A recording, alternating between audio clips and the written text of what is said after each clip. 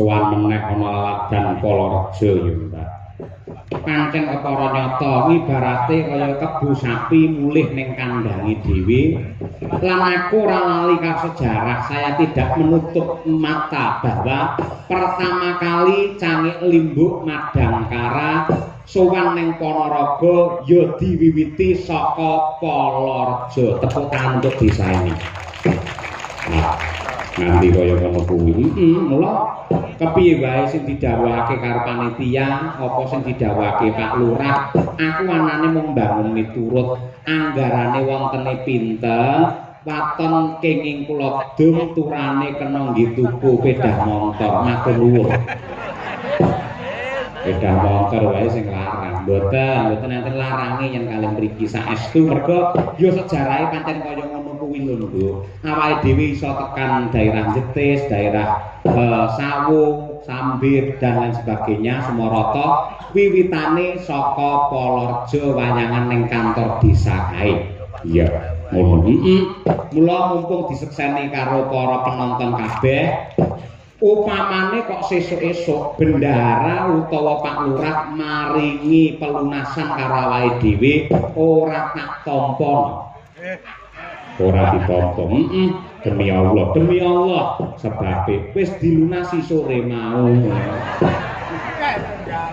Malah muni sing ora-ora. Intine matur nuwun ya, Mak.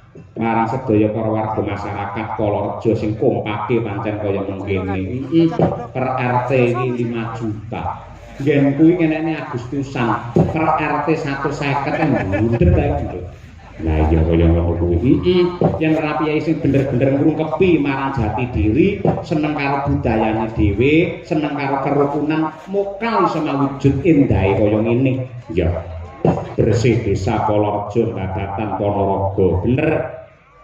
Iki mapan ana ing tanah kagungane pepunden kula almarhum Kiai Haji Fakuroji Tontowi. Ya sing mapan ana ing tamanan kene. Ngono kuwi mula awake dhewe matur nuwun diparingi papan sing bawira kaya mangkene. Nggih. Ugi ngaturaken panuwun dumateng Bapak Kepala Desa Bapak Haryanto sing tansah ditresnani karo Kyai ing Palareja kene. Yen ora digandrungi, ora ditresnani karo warga masyarakat, mokal panjenengan iso dadi kepala desa nganti 2 periode. Nganti kaya ngono kuwi.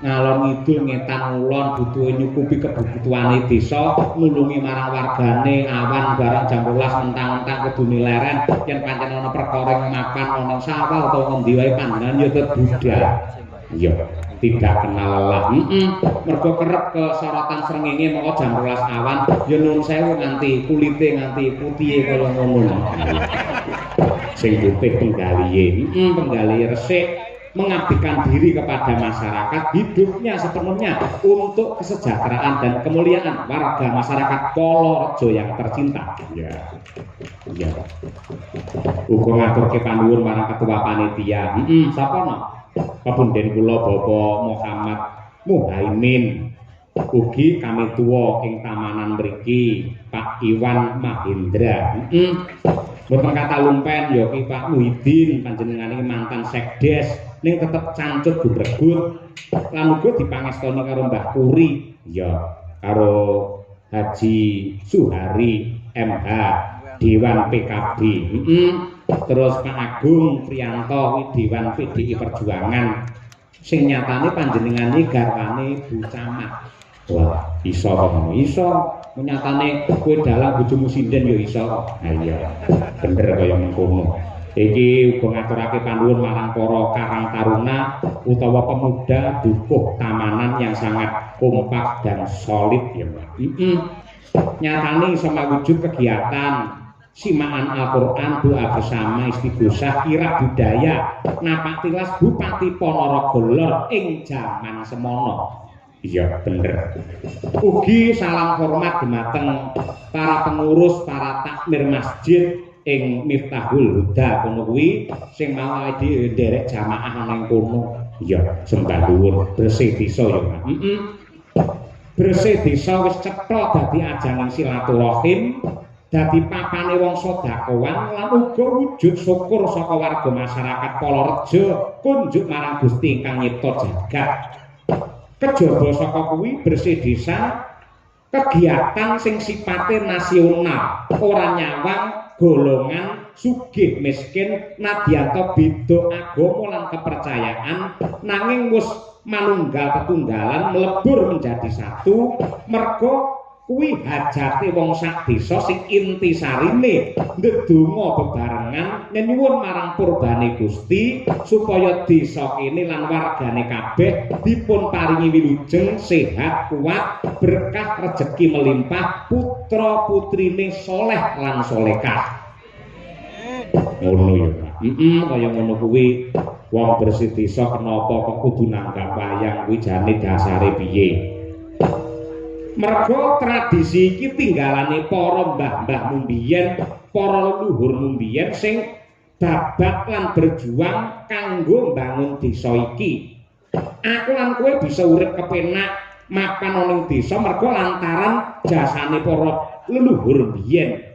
Kejaba saka kuwi seni tradisi mbuh sak propirane mesti nggawa pesan moral utawa tata krama subasita sing kabeh mau ana gandeng cenenge karo moral tingkah laku muna-muni sing luwes lan pantes supaya ora natoni atine sapa-sapa ngono apa meneh jaman sing wis kaya ngene lho yen nyawang bocah-bocah sok-sok melu gregeten sok-sok yo melu prihatin iya yen ngumpul karo kancane diundang wong gerang meneng wae acuh tak acuh ketungkul anggene dolanan HP mula kula nyuwun dumateng Bapak Ibu menawi wonten tontonan wayang pas malam libur kados dalu menika monggo putra-putranipun dipun kanthi dijak mirsani wayang supaya tradisi sing kaya ngene tetep dingerteni karo anak putu ngerti basa Jawa ngerti karo tata susila kanggo nyelametake generasi supaya ora kelangan jati diri lan adat ketimuran sing pancen dadi ciri khase wong Nuswantara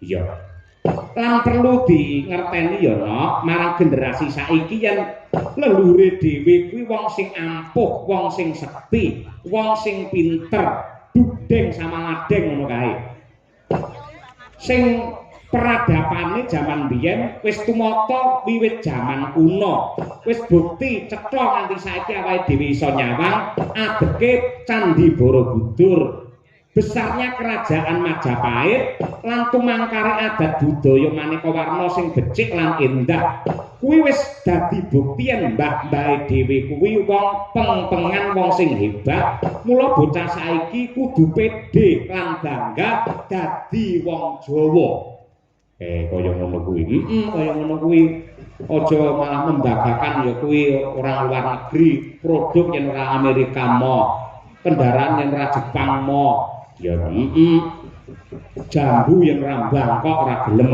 ya rumput yang ora Jepang ya mo kates yang ora Thailand ya mo ayo kocako bareng gula Jawa melenyek ayo wis kaya ngono kudu dilekake marang para generasi kabeh inti sarine wayang mau minangka cegah ngungon kinarya ngempalaken para warga ning inti sarine nderekake marang kabeh para perangkat desa dipandhegani dening Bapak Kepala Desa nyuwun marang Purbani Hyang Agung nyambung rasa kelawan Gusti ingkang Maha Kuwasa muga-muga kanthi bersih desa wiwit dina iki nganti kukuting jaman sedaya para warga masyarakat Kalareja tansah manggih hayu lan rahayu durga mendak kala sirna yuwana basuki pinaringan wujude rejeki ingkang melimpah ruah kebak barokah pinaringan tentrem lahir batin lan uga keselamatan donya tekan akhir gampang anggene golek sandang pangan Allahumma